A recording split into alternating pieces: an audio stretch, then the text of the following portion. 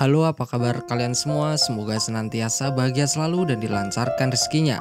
Kali ini saya akan membawakan alur cerita India lagi, sebuah film yang dibintangi oleh aktor kawakan India Akshay Kumar yang berjudul OMG 2. Bagaimanakah jalan ceritanya? Selamat menonton.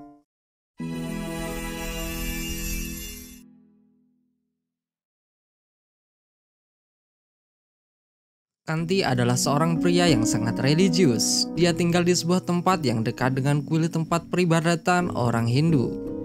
Dan dia memiliki toko perlengkapan persembahan di dekat kuil tersebut.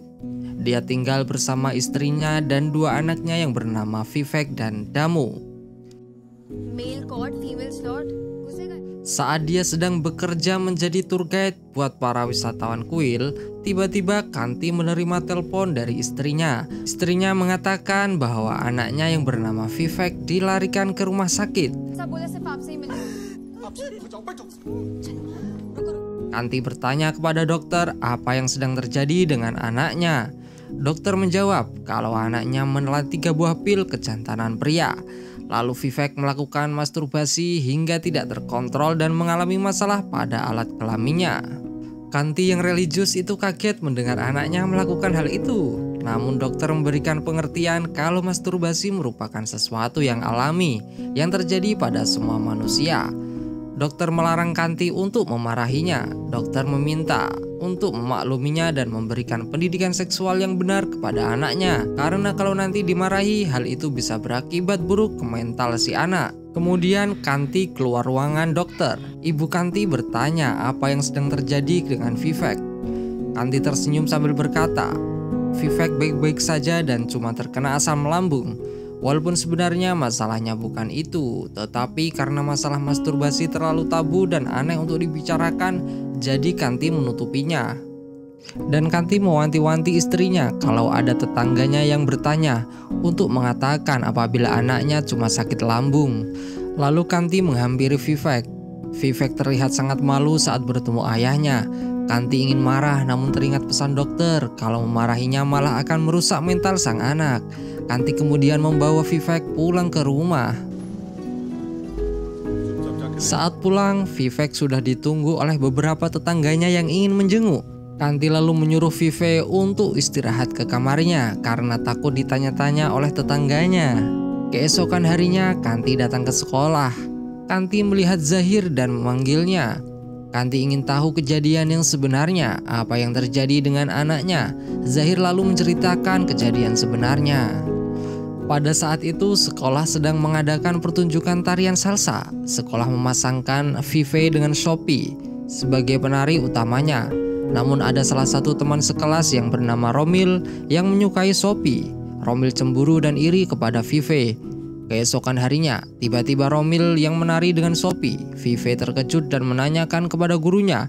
Tetapi gurunya mengatakan kalau Shopee tidak mau dipasangkan lagi dengan Vivek. Vivek menjadi sedih dan kecewa dengan hal tersebut. Vivek menghampiri Shopee dan bertanya kenapa dia tidak mau berpasangan dengannya lagi. Shopee malah mengatakan itu bukan urusanmu Vivek. Saat di toilet, Romil dan teman-temannya menghampiri Vivek. Romil membuli Vivek dengan mengatakan kalau ukuran penisnya kecil.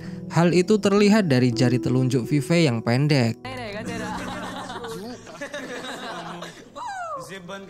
Vivek yang masih lugu pun mempercayai mitos itu dan menganggapnya sebuah kebenaran. Vivek menjadi kesal dan menganggap serius apa yang dikatakan Romil dan kawan-kawannya. Pada malam harinya, Vivek mencari tahu di Google soal ukuran kelamin ideal. Namun artikel yang keluar malah semakin membuatnya takut dan cemas. Setelah membaca beberapa artikel, hal itu membuat Vivek bertekad untuk mencari solusi dari masalah ukuran ini. Lalu Vivek mendatangi seorang guru biologi dan bertanya soal apakah jari telunjuk menentukan ukuran penis seseorang. Namun guru biologi itu malah memarahinya. Sang guru mengatakan kalau pertanyaan Vivek itu tidak senonoh dan tidak pantas ditanyakan seorang murid kepada gurunya. Vivek terpengaruh ucapan Romil kalau masturbasi dapat memperbesar ukuran. Vivek pun melakukannya di toilet sekolah. Pulang dari sekolah, Vivek dan Zahir melihat penjual obat di jalanan. Dan obat yang dijual merupakan obat pria yang dapat menambah ukuran. Vive membelinya tanpa berpikir panjang, dan anehnya penjual obat itu mau menjualnya kepada anak SMP ini.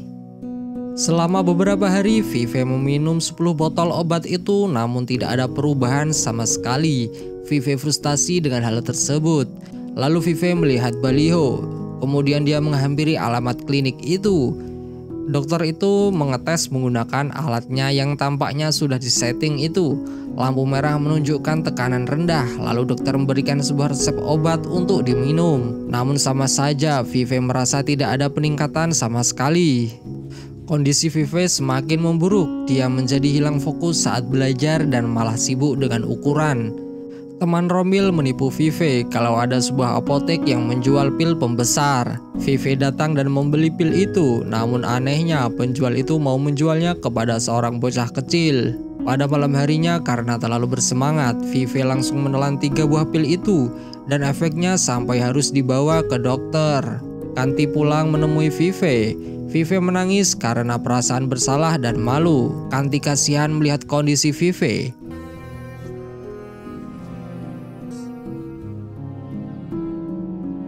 Dia lalu mendatangi dokter untuk meminta saran. Dokter menyuruh Kanti untuk berhati-hati menangani kondisi Vive, karena ini bukan masalah fisik, tetapi mental juga. Dokter mengatakan semua akan menjadi normal kembali saat Vive kembali bersekolah dan bertemu teman-temannya.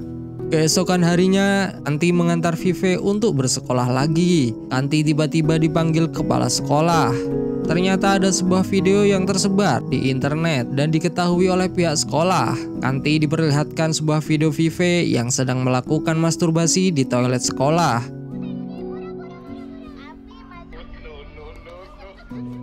Kanti kaget sekaligus malu. Di dalam ruangan itu ada guru spiritual Kanti yang merekomendasikan Vive sehingga bisa bersekolah di sini. Sang guru merasa malu karena kejadian ini. Kepala sekolah merasa video ini dapat berdampak buruk pada citra sekolahnya. Jadi Vive disidang dan akhirnya diputuskan untuk dikeluarkan dari sekolah ini. Di lingkungan perumahannya, ternyata video Vive sudah tersebar dan diketahui oleh para tetangganya. Tetangga yang julid mengomentari video Vive di depan kakaknya, sehingga membuat Damu menjadi marah kepada Vive. Sang ibu yang mendengar itu juga bertanya-tanya apa yang sedang terjadi. Kemudian dia diberitahu oleh tetangganya soal video Vive. Sang ibu menangis dan malu, namun tetangganya itu malah mengolok-ngoloknya. Kanti khawatir dengan masa depan Vive. Dia takut tidak ada sekolah yang mau menerimanya lagi gara-gara video itu. Kanti berdoa di pinggir sungai di dekat kuil dengan khusyuk, sehingga sang dewa mendengar doanya. Sang dewa merasa kasihan dengan Kanti, lalu memerintahkan Dewa Siwa untuk menolongnya. Dewa Siwa bertransformasi menjadi manusia yang diperankan oleh Aksai Kumar. Dia muncul dari sungai di belakang Kanti. Dewa Siwa menyamar menjadi orang biasa. Kanti menerima telepon dari kepolisian. Vive ditangkap karena mencoba melukai Romil. Di dalam kantor polisi ada pria berambut gimbal yang marah-marah karena tasnya hilang. Semua mata teruju kepada pria itu. Tidak ada yang tahu kalau pria itu adalah Dewa Siwa yang sedang menyamar, yang ditugaskan menyelesaikan masalah Kanti. Di kantor polisi, ayah Romil melaporkan Vive karena mencoba melukai Romil dengan pisau.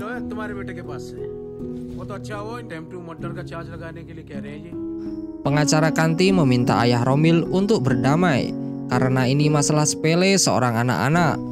Lalu Vive diminta oleh ayahnya meminta maaf kepada ayah Romil.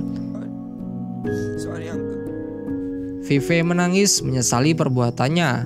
Dewa Siwa melihat Vive dengan kasihan sambil mengelus-ngelus pundaknya. Kanti dan keluarganya pergi secara diam-diam ke rumah saudaranya untuk menghindari gunjingan para tetangganya yang mungkin bisa memperparah kondisi mental keluarganya. Sebelum pergi, Vive terlihat meminum sesuatu. Di stasiun dia bertemu lagi dengan Dewa Siwa. Kanti bertanya kenapa leher dia hitam. Itu karena dia menelan racun yang diminum oleh seseorang. Dewa Siwa mengatakan kalau Vive pergi. Kanti dengan panik mencarinya. Kanti kaget melihat Vive sedang berada di tengah rel kereta api untuk bunuh diri. Dia berlari sebelum kereta benar-benar menabrak Vive. Lalu ini yang terjadi. Dewa Siwa itu muncul sambil memeluk Vive. Kanti heran sekaligus lega. Lalu Dewa Siwa menidurkan Vive di kursi. Kanti menghampiri Siwa, menjelaskan masalah yang sedang dihadapi. Dia sekeluarga sedang diguncing dan diolok-olok oleh masyarakat. Siwa mengatakan kalau Vive tidak akan mengalami hal seperti ini kalau sekolahnya mengajarinya dengan benar. Dan masturbasi yang dilakukan itu belum tentu salah, karena dia tidak mendapatkan pendidikan seks secara benar di sekolahnya. Sekolahlah dan lingkungannya yang bertanggung jawab atas apa yang terjadi dengan Vive, dan itu bukan semata-mata salah Vive. Dewa Siwa mengatakan bahwa kabur untuk menghindari masalah tidak akan menyelesaikan masalah, dan untuk membuat semuanya kembali normal, Kanti harus memperjuangkan dan menunjukkan kepada masyarakat kalau Vive memang tidak bersalah sama sekali. Kanti juga harus mengubah stigma di masyarakat bahwa masturbasi itu bukanlah hal yang memalukan. Kenyataannya, masturbasi itu hal yang alamiah yang dilakukan oleh semua orang. Tetapi kurangnya edukasi seksual dari sekolah dan lingkungan membuat seseorang yang melakukannya merasa bersalah yang berlebihan hingga mempengaruhi psikologisnya. Siva mengatakan, Kanti, ini adalah perang. Bertarung itu benar, melarikan diri itu salah. Kanti akan berjuang untuk menuntut pertanggungjawaban dan permintaan maaf dari sekolah dan orang-orang yang terlibat di dalam masalah Vive.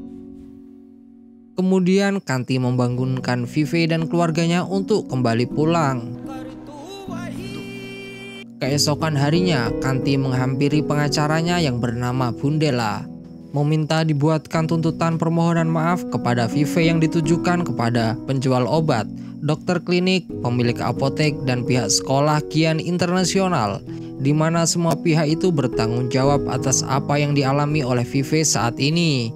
Bahkan Kanti meminta tuntutan kepada dirinya sendiri karena dia merasa termasuk salah satu orang yang bersalah.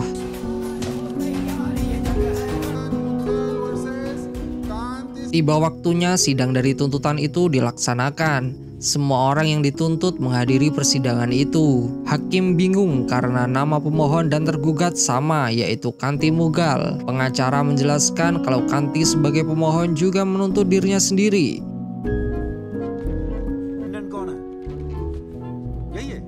Hakim menganggap ini sebuah lelucon yang menghina pengadilan. Pengacara meminta maaf dan menjelaskannya. Setiap tergugat berdiri bersama pengacaranya. Lalu beberapa saat kemudian pengacara dari Gian International School yang bernama Kamini datang. What a pleasant surprise. National School. मेरे father-in-law का.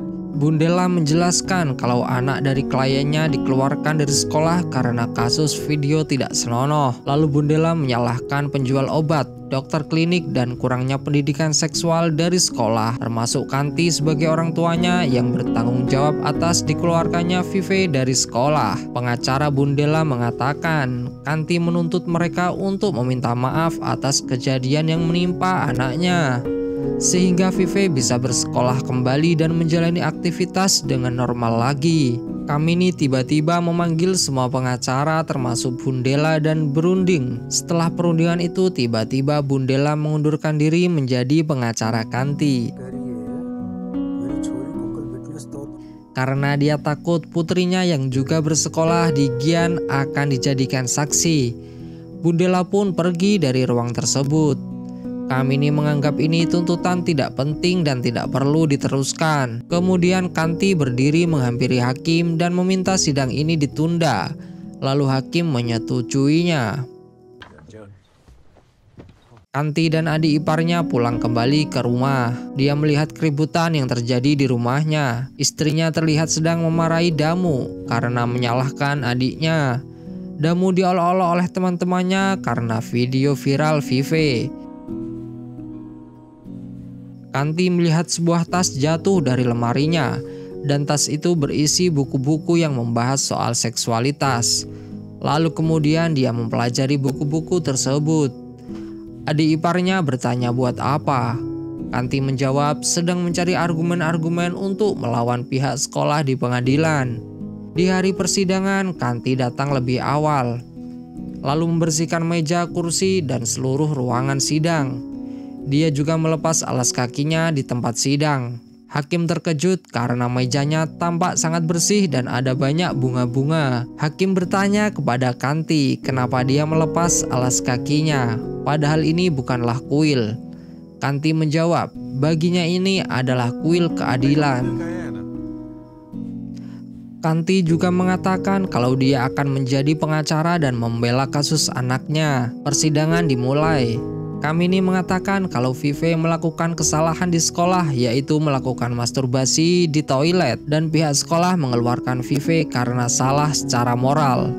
Kanti melakukan pembelaan kalau yang dilakukan anaknya disebabkan oleh rasa ingin tahu, ketidaktahuan, dan misinformasi. Kanti menambahkan, kalau saja anaknya mendapatkan pendidikan seks di sekolahnya, dia tidak akan melakukan hal seperti itu. Kamini keberatan karena tidak mungkin memasukkan mata pelajaran masturbasi ke dalam kurikulum sekolah. Itu hal yang sangat mustahil dilakukan. Kanti mengeluarkan sebuah buku yang berjudul Panstantra, ditulis oleh Wisnu Sharma sejak 200 tahun yang lalu dan sudah diterjemahkan ke dalam banyak bahasa. Kanti mengatakan di dalam buku tersebut diajarkan pendidikan seks sejak 200 tahun yang lalu. Lalu kenapa pendidikan di sekolah tidak mengajarkan itu? Kamini mengatakan kenapa Kanti membela tindakan yang vulgar itu. Kanti tidak setuju kalau tindakan masturbasi tersebut disebut tindakan vulgar karena banyak buku-buku seksualitas seperti tantra, sutra, dan lain-lain bebas beredar di masyarakat.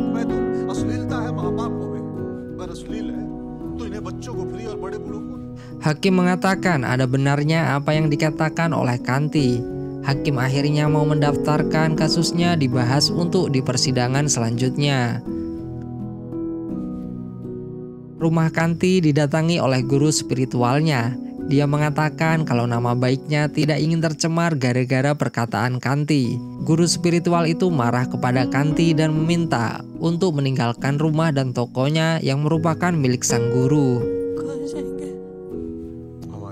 Mau tidak mau, Kanti dan keluarganya pergi dari situ dan dia pindah ke rumah saudaranya. Hakim melakukan selfie di ruang sidang. Dia mengabadikan momen langka ruang sidang yang dipenuhi oleh banyak orang karena tertarik dengan kasus Kanti. Tanpa sepengetahuan Kanti, Kamini mendatangkan Vive untuk memberikan pernyataan. Kamini menanyakan apakah yang dilakukannya perbuatan yang benar. Apakah pihak sekolah bertanggung jawab atas tindakannya itu? Vive menangis dan ketakutan saat dibentak oleh Kamini. Yes. Lalu Vive keluar dari ruangan itu. Kamini berargumen kalau sistem pendidikan di India sudah sangat maju dan bagus. Walaupun begitu, kejahatan, pencurian, pemerkosaan akan tetap ada sampai kapanpun. Dan hal itu bukan sepenuhnya salah di pendidikannya. Hakim lalu mengatakan sidang akan dilanjutkan minggu depan. Saat akan meninggalkan ruangan, Kamini mengancam akan memanggil istri dan anak perempuannya bila Kanti masih bersikukuh dengan kasus ini.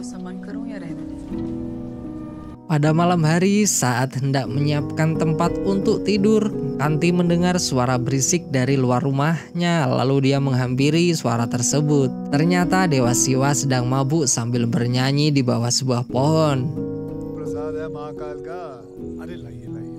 Kanti tersenyum karena bertemu dengannya. Lalu Siwa memberikan pesan kepada Kanti untuk mengatakan sesuatu yang disukai oleh masyarakat, untuk mengucapkan kata-kata yang indah dan enak didengar. Setelah memberikan pesan itu, Siva langsung pergi. Pada sidang selanjutnya, Kamini mendatangkan anak perempuan Kanti yang bernama Damu. Kamini menunjukkan video viral Vive lalu memintanya untuk berkomentar terhadap video itu. Damu menjelaskan dengan rinci dan detail apa yang sedang dilakukan oleh adiknya. Damu menjelaskan dengan bahasa yang halus yang bisa diterima oleh masyarakat. Lalu Damu diizinkan untuk kembali. Lalu Kamini memanggil istri Kanti dan menanyakan bagaimana kejadian malam pertama di pernikahannya dengan Kanti. Namun sang istri malah tertawa terbahak-bahak mendengar pertanyaan itu. Sehingga hakim dan seluruh isi ruangan ikut tertawa juga.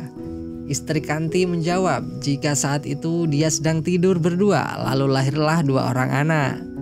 Tujuan Kamini mendatangkan keluarga Kanti adalah untuk membuktikan kalau dari keluarga Kanti sendiri apakah pembicaraan soal seksualitas memang tabu untuk dibicarakan atau tidak. Menyaksikan jawaban santai dari anak dan istri Kanti soal seksualitas, Kamini merasa semua itu telah diatur dan dipersiapkan oleh Kanti hanya untuk membenarkan tindakan memalukan anaknya dan menyalahkan pendidikan di sekolahnya.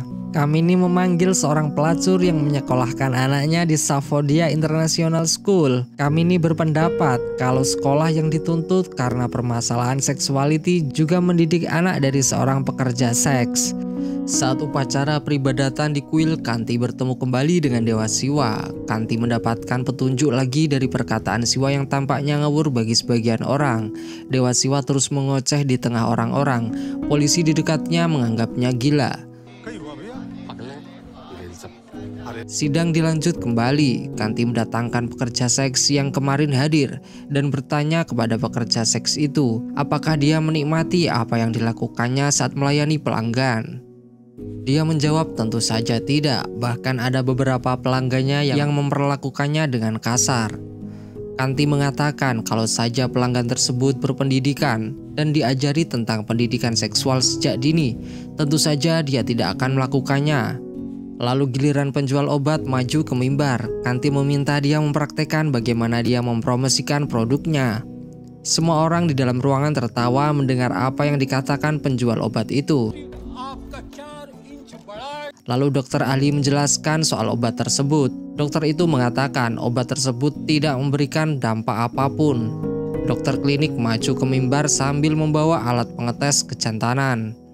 Hakim memintanya untuk mengetes ke beberapa hadirin dan hasilnya selalu sama.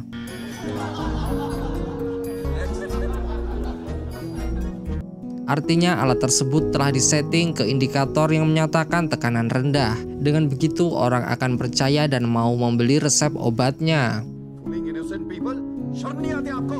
Penjual obat di apotek maju dan disalahkan karena menjual obat dewasa kepada anak di bawah umur. Dan kenapa penjual tidak menjelaskan kalau ini hanya untuk memperkuat, bukan memperbesar ukuran. Kanti masih bersikukuh kalau pendidikan seks sangatlah penting dan wajib diajarkan di sekolah, dan masyarakat harus mulai tidak menganggapnya sebagai isu yang tabu untuk dibicarakan. Sementara Kamini masih bersikukuh dengan moral, kondisi sosial, dan budaya di masyarakat yang masih berlaku. Kanti bertemu kembali dengan Siwa. Siwa bertanya soal permasalahannya. Kanti tampak mulai pesimis dan ragu akan bisa membela anaknya. Siwa mengatakan kalau kebenaran harus diperjuangkan. Siwa memberikan petunjuk kepada Kanti di kertas koran.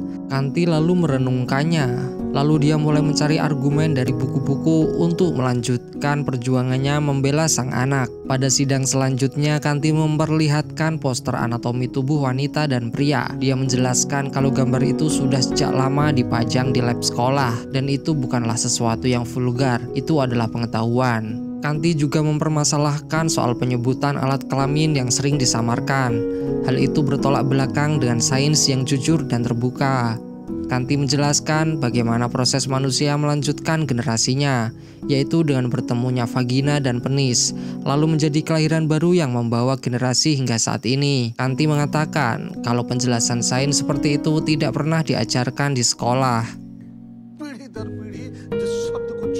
Kamini dengan tegas membantah dan merasa hal-hal vulgar seperti itu tidak cocok dengan budaya di sini dan sangat tabu dibicarakan kepada siswa yang masih di bawah umur. Lalu Kamini melakukan voting di ruang sidang soal apakah para hadirin bersedia pendidikan seks diajarkan di sekolah, dan hasilnya hanya ada 2 orang saja yang bersedia. Kanti mengeluarkan data-data yang sudah dikumpulkannya. Pertama, negara India termasuk negara dengan penonton pornografi terbanyak. Lalu banyak kasus pelecehan seksual pada anak-anak yang disebabkan karena ketidaktahuan mana sentuhan yang boleh dan tidak boleh. Dan mirisnya pelaku biasanya dari orang-orang terdekatnya. Lalu Kanti menunjukkan sebuah buku karya seksolog terkenal di India. Di dalam buku tersebut ditampilkan data bahwa 96% pria dan 76% wanita melakukan masturbasi. Dikatakan bahwa hal itu merupakan proses alamiah dan sangatlah normal. Lalu Kanti membacakan sebuah kolom di dalam koran yang menunjukkan minimnya pengetahuan sosial seks di masyarakat. Hal itu terlihat dari pertanyaan-pertanyaan orang seperti, pacarku menciumku, apakah aku akan hamil? Aku masturbasi, apakah akan impotensi? Dan lain sebagainya. Dan menurut Kanti, kesalahpahaman soal seks di masyarakat tidak akan terjadi jika sekolah mendidik mereka. Dan anehnya penerbit itu merupakan milik Atalnat yang merupakan pemilik sekolah dan juga mertua dari Kamini. Di satu sisi dia siap mempublikasikannya tetapi belum siap mengajarkannya. Lalu seisi ruangan bertepuk tangan dengan pernyataan Kanti. Setelah persidangan itu, media memberitakan soal isu yang diangkat oleh Kanti.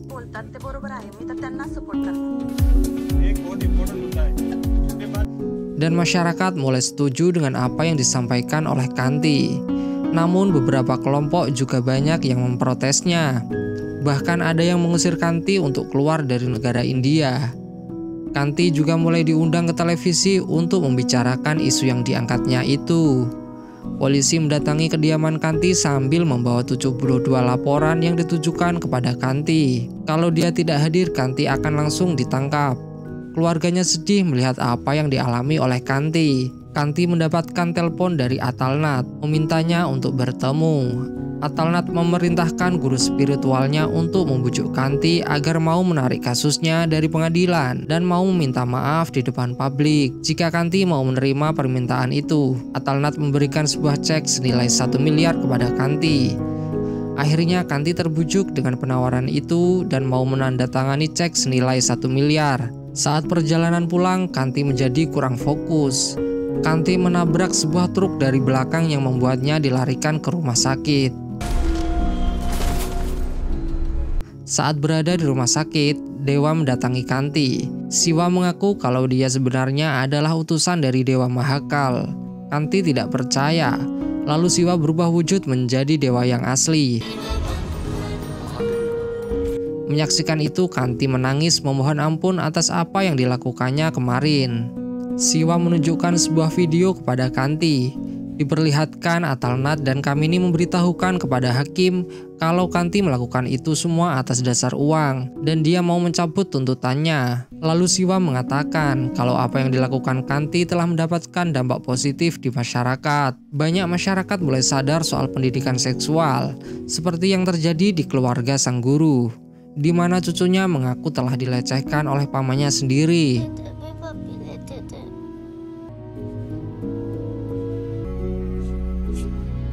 Di hari itu media mengabarkan kalau ini pertama kali dalam sejarah persidangan dihadiri oleh banyak pengunjung dari semua kalangan dan dari dalam dan luar kota.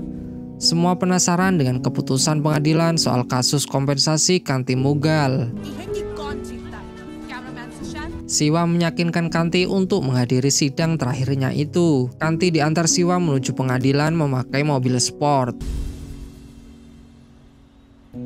Karena penonton yang membludak, sidang dilakukan di tempat terbuka supaya bisa disaksikan oleh semua orang. Saat Kanti datang ke pengadilan, hakim kaget ternyata Kanti masih hidup. Lalu Kamini segera memprotes karena tuntutan itu telah dicabut dengan uang 1 miliar itu. Lalu Kanti menjelaskan kalau dia dirayu untuk mencabut kasusnya. Kemudian Kanti menyerahkan cek itu kepada sang hakim. Hakim lalu melanjutkan persidangan. Kamini memberikan pernyataan penutupnya kalau apa yang dilakukan Vivek adalah sebuah tindakan tidak senonoh yang tidak seharusnya dilakukannya di sekolah. Dan Kamini memberikan argumen kalau masturbasi itu bukanlah perbuatan yang benar dan dalam ajaran agama pun termasuk perbuatan dosa dan tidak bermoral.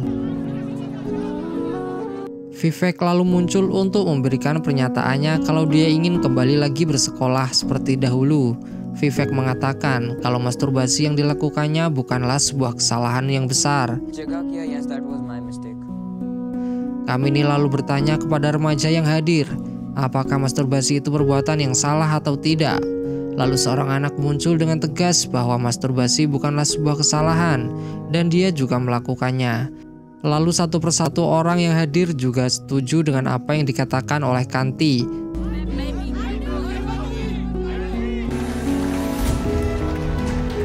bahwa masturbasi bukanlah sebuah kesalahan, dan mereka semua ingin pendidikan soal seks diajarkan di sekolah, dan semua orang yang hadir bertepuk tangan. Vivek mengatakan jika tidak ada yang mengajarkan, lalu siapa yang akan menjelaskan semua istilah-istilah seksual seperti penyakit menular seks, penyimpangan, pelecehan, dan masih banyak lagi istilah yang perlu diketahui oleh anak-anak seusianya, dan semua peristiwa yang dialaminya bersama keluarganya, agar jangan sampai dialami oleh keluarga lainnya. I'm not shameless. Lalu hakim memberikan keputusannya. Kalau Safedia International School diwajibkan untuk membuat kurikulum yang mengajarkan pendidikan seks kepada siswanya, lalu mereka bertanggung jawab atas pendidikan Vivek selanjutnya.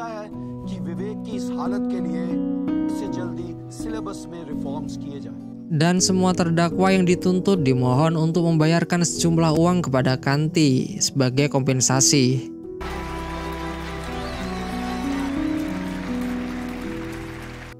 Lalu hakim mengetuk palunya dan semua hadirin bertepuk tangan. Ini merupakan kemenangan untuk semua rakyat India agar tidak mengalami peristiwa seperti yang Vivek dan keluarganya alami. Lalu Kamini memberikan selamat kepada Kanti. Dia mengatakan Kanti menang karena berjuang demi keluarganya, sementara dirinya karena bisnis.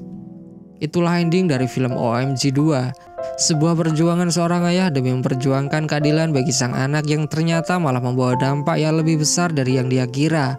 Mengangkat isu yang tabu di masyarakat memang tidak mudah, namun kebenaran harus ditampakkan meski harus melawan norma dan adat yang sebenarnya sudah tidak relevan.